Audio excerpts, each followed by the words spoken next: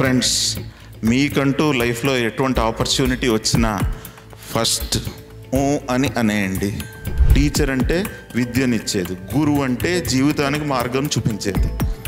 So నువ్వు teacher అవ్వగలిగావు కానీ గురువు అవ్వలేకపోయావు అని చెప్తాడు. సో మనం అర్థం చేసుకోవాల్సింది ఏంటంటే, మనం ఎవరికైనా ఏమైనా ఇచ్చేటప్పుడు వాళ్ళ లైఫ్కి ఉపయోగపడుతుందా అని చూడడం, అది ఎంతో హ్యాండ్ హోల్డింగ్గా అందంగా వాళ్ళ లైఫ్లో ముందరికి వెళ్ళేటట్టుగా ఇవ్వడం అనేది అవసరం అని అక్కడ కృష్ణుడు మన ద్రోణాచార్యుల వారికి చెప్తారు.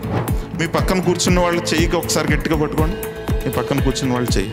సో ఇందాక పట్టుకున్నప్పుడు అలా గట్టిగా పట్టుకున్నప్పుడు కొంచెం వదిలేసాక ఎలా ఉంది? కొంచెం ఫ్రీగా ఉందా? అవునా? ఇది రావాలి లైఫ్లో మీకు ఏవేవి అంశాలైతే మిమ్మల్ని ఇబ్బంది పెడుతున్నాయో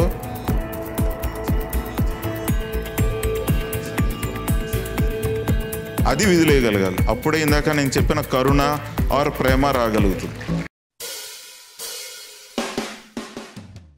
వేదాంతం 1 2 1 2 3. Past Zone President of Indian JSAs. Gampa sir నా ఇంట్రడక్షన్ చెప్తూ 1-2 విషయాలు చెప్పారు. అయితే ఇంకో 3-4 విషయాలు చెప్తాను. నా పేరు రాహుల్, నేను chartered accountant and X director Sri Medha educational institutions and government arts college governing body member Rajahmundry and government degree college Tuni governing body member and district chairperson Lions club international and state president junior chamber international 2018 zone 4 and friends, నా profile profile అంటే ఒక విషయం కాదు, multiple facets, multiple things of life handle చేస్తున్న profile నాది. అటువంటి profile కావాలని ఇక్కడ ఉన్న వాళ్ళల్లో ప్రొఫైల్ కావాలని ఎంతమంది అనుకుంటున్నారు? ఒకసారి హ్యాండ్ రైజ్ చేస్తారు. చాలామంది చాలామంది ఇంకొకటి ఇది చేస్తున్నారు కదా, ఇంకొకటి ఏమైనా చేస్తారా అని చెప్పనంటే, నేను బిజీగా ఉన్నాను, ఈ పనిలో బిజీగా ఉన్నాను, నాకు ఎక్కువగా టైం లేదు అని చెప్పే వాళ్ళకి ప్రొఫైల్ ఎప్పటికీ రాదు. ఒకదానికొకటి యాడ్ చేసుకుంటూ వెళ్ళడానికి నా లైఫ్లో నాకు ఏమేమి ఉపయోగపడ్డాయో అది చెప్తాను. ఇప్పుడు ఎంతమందికి ప్రొఫైల్ కావాలి అంటే హ్యాండ్ రైజ్ చేశారు కదా, ఇంకొకసారి హ్యాండ్ రైజ్ చేయండి చూస్తాను. So first principle of life, అలా ఉంచండి, పైకి ఉంచండి ఒకసారి. So first principle of life for success ఇది ఛేదించండి. కూర్చుని ఆ జిఎస్టీది కొన్ని పేపర్లు ప్రింట్ తీసి అసలు ఇవి ఏంటి అని చెప్పి చూస్తుంటే ఎవరో ఈ నాగిరెడ్డి లాంటి వాళ్ళు వచ్చారు. వచ్చి సార్ ఏంటి సార్ అదన్నారు. అప్పుడే చూస్తున్నాను. నేను అన్నాను జిఎస్టీ అని చెప్పి, సార్ మీకు జిఎస్టీ వచ్చా అన్నాడు. అంటే అంటున్నాను, ఇంకా నాకు వచ్చో రాదో ఇంకా చెప్పే లోపల, సార్ మాకు వచ్చో క్లాస్ చెప్పండి సార్ అన్నాడు. అంటే అని చెప్పబోతుంటే అన్నట్టే సార్ అన్నాడు. చంద్రబాబు అనుకున్నాను. సరే మొత్తానికి ఫాస్ట్గా పేజ్ చదువుకున్నాను. మర్నాడు దాని తర్వాత ఇప్పుడు సెమినార్ ఒకటి ఉంటే అక్కడికి వెళ్ళి చెప్పాను. చెప్తే మంచి రెస్పాన్స్ వచ్చింది, అందరూ చప్పట్లు కొట్టేశారు. దాని తర్వాత అక్కడ ఆ సెమినార్లో ఉన్న ఒక పెద్ద మనిషి ఇంకొకళ్ళు కూర్చుని, సార్ మీరు మా ఊరు కూడా వచ్చి రావులపాలెం వచ్చి సెమినార్ చేస్తారా సార్ అన్నారు. నేను అయ్యి బాబాయ్ ఒక పేజే కదరా బాబు చదివింది, ఇంతకు మించి నాకు రాదు అని నేను ఆయనతోటి కూడా అని అనే లోపల, సార్ మీరు అన్నట్టే అన్నాడు. చంద్రబాబు అనుకుని మళ్ళీ అక్కడ కూడా వెళ్ళి చేశాను. అక్కడ కూడా ఇలాగే జరిగింది. ఈ రోజుకి ఇంచుమించులో 5 రాష్ట్రాల్లో 110 సెమినార్లు చేశాను. దానికి కొట్టండి, నాకు ఇష్టం, కొట్టండి పర్లేదు. అలాగా అన్ని సెమినార్లు చేయడానికి కారణం ఓ దిక్కుమాల సౌండ్ అయింది. ఏం సౌండ్ అది? అనే సౌండ్ అనమాట. నేను అనే లోపల అని వినిపించి ఆ అన్న సౌండ్ని పట్టుకుని ప్రతి చోట నేను సెమినార్ చేసుకోవాల్సి వచ్చింది. అదే నాకు ఈ కాస్తపాటి పేరు తీసుకొచ్చింది. ఫ్రెండ్స్, మీకంటూ లైఫ్లో ఎటువంటి ఆపర్చునిటీ వచ్చినా ఫస్ట్ ఊ అని అనేయండి. ఇది సెకండ్ ప్రిన్సిపల్. ఫస్ట్ చెయ్యి ఎత్తండి, ఏం అడిగితే దానికి ఊ కొట్టండి. ఖచ్చితంగా సక్సెస్ దిశగా మీరు ముందరకెళ్తారు. అయితే ఇది చెప్తూ మీకు మల్టిపుల్ ఆప్షన్స్ వస్తాయి లైఫ్లో. అంటే స్టూడెంట్ లైఫ్లోనే కాదు, తర్వాత కూడా మల్టిపుల్ ఆప్షన్స్ వస్తాయి.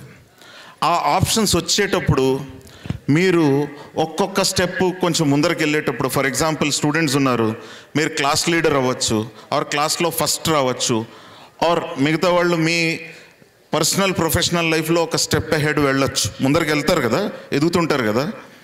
ఎదిగే కొద్దీ ఏం జరుగుతుందంటే, ఎదగాలంటే చెయ్యి ఎలాగైతే ఎత్తాలో, ఎదిగిన ప్లేస్లో కనీసం ఉండాలి అంటే, అక్కడ ఉండాలి అంటే కిందకి జారిపోకుండా, దానికి కూడా ఒక ప్రిన్సిపల్ ఉంది. చెప్పమంటే చెప్తాను. సరే, మరి అంత బతిమాలతుంటే చెప్తాను. దానికి ప్రిన్సిపల్ ఏంటంటే, వేలు పైకి ఎత్తండి. సార్ వేలు పైకి ఎత్తడం ఏంటి సార్? వేలు పైకి ఎత్తి ఇలా వేసుకోండి. As you grow keep this in control. నాలిక కంట్రోల్లో ఉంచుకోవాలి. ఒక్కసారి ఇలాగా చూపించండి, నాకు చూస్తాను. ఇలా అది అందరూ ఒకసారి చేయండి. Right, correct, good.